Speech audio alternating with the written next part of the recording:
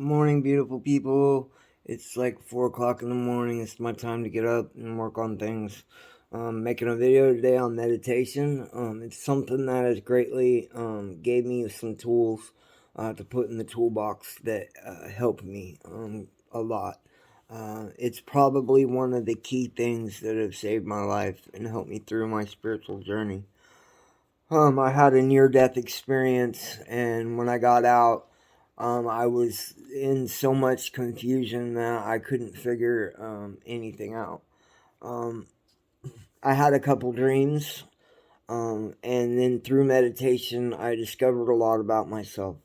When you can still the mind and stop the constant chatter, you can really become aware of yourself and what you do.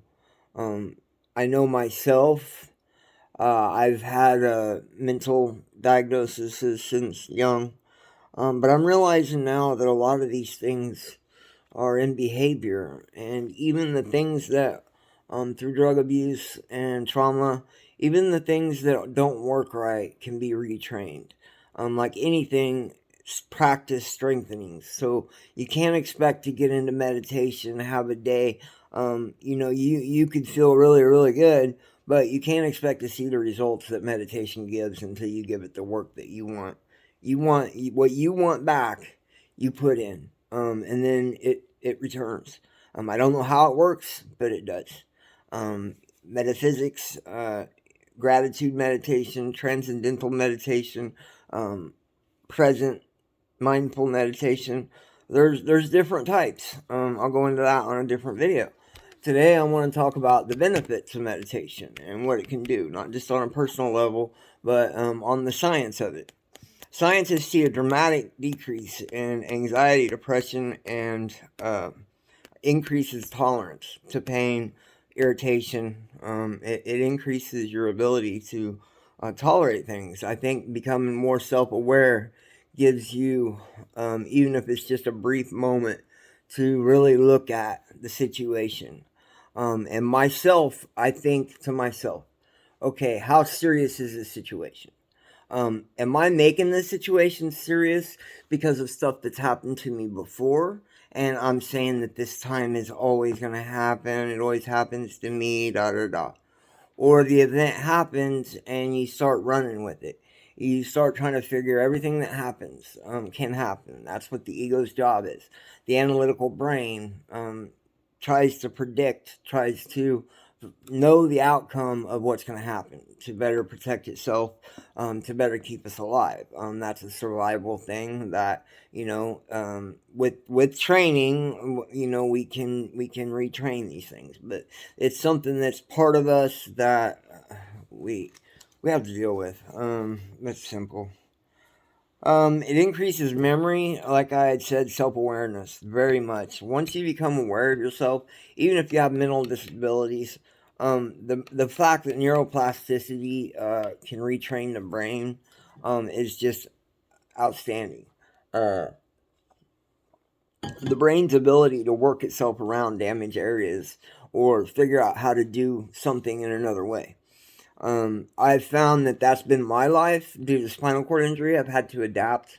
I feel like, I had the second birthday, and I woke up from the trauma. I feel like that was my second birth. And then my spiritual awakening, which I'm going to discuss. It's been very powerful. But that was like my third birth. I feel like I've been born 3 times. It also increases empathy. The fact of self awareness kind of, I think, makes you to be able to look at the situation and more say, how would I feel? How would I feel if this situation was happening to me, and how would I react? Um, you can't determine what other people are thinking, and how they're going to react. You can't sit there and feel like you know what's in their head because you're probably wrong, and you're probably spinning tails and predictions and the feelings of the past all being put on the moment. I know I've found myself, if I have a situation, say somebody takes something, whether it's an innocent mistake or whether it's seriously trying to take from me, I react to that situation and I project onto that person. I project the anger, the feelings of inside, betrayal. I project it all in my mouth. Words are very powerful. Our words can do a lot. They can really change somebody's life in a good way, or somebody can make a comment, and it could be a silly comment that isn't even serious, and poke fun of somebody's weight, or your hair looks ugly today. You can't grow pretty hair. Them are seeds. Our mind is like a fertile ground. When we plant seeds, or when seeds are planted, they will grow. And then depending on how you nurture them, if it's a good thing or if it's a bad thing, depending on how you fall into it, how you let your defense mechanisms take control and protect yourself when it's all not really necessary. After 8 weeks of meditation, the brain actually changes shape and size. The gray matter increases in parts of the brain that are for it increases immune system, and like I said, it increases self-awareness, tolerance, and the actual physical aspect of the brain. That's like the basics on meditation. For me, it's calmed my mind down and gave me a moment's peace to where I can really look at things in my life and see them in a clearer vision, to be the watcher, and the watched, and know the difference. The minute that you realize there is a difference, you are not your thoughts. The minute you realize and experience that moment of pure consciousness, quiet, just like nothing's not even a word. Nothing can't describe it. It's just something that we all have within us, and we all have the power to tap into it. To be awakened is something that I've never experienced, and I've never experienced it through religion. I've never experienced it in anything I've done, but I know it rocked my world. I know that I've had more insight into myself, more drive to helping other people, more drive to do nothing but love the world. I used to be a very angry person. My defense mechanisms from my accident caused me to be very, very bitter. And not at anyone else, and not because of the situation, at myself. Because I chose to open that bottle. I chose to drink on my birthday. I chose to go out. I knew the consequences. I've been taught. We all see commercials. We all go to school. Back in our day, it was Dare.